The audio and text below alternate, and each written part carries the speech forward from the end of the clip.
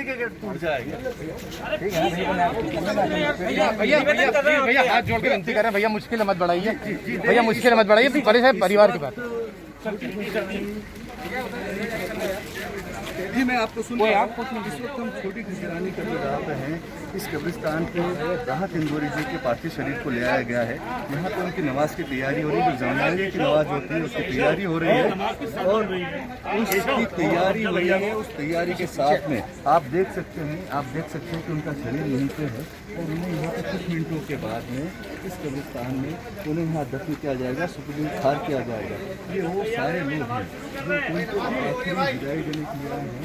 यहाँ पे उनके लिए आखिरी जनाने की नमाज पढ़ी जाएगी। ये आप देख सकते हैं, आप सुनिए, ये नमाज हो रही है। आप इसको हम सीधे दर्शकों को दिखाना चाहते हैं कि यहाँ पे क्या हो रहा है।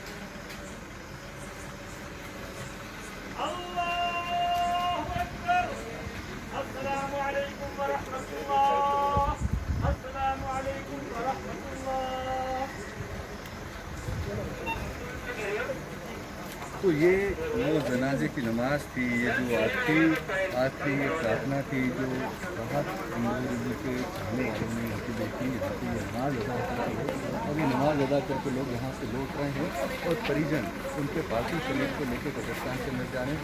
बहुत ही सीमित संख्या में लोग परिवार के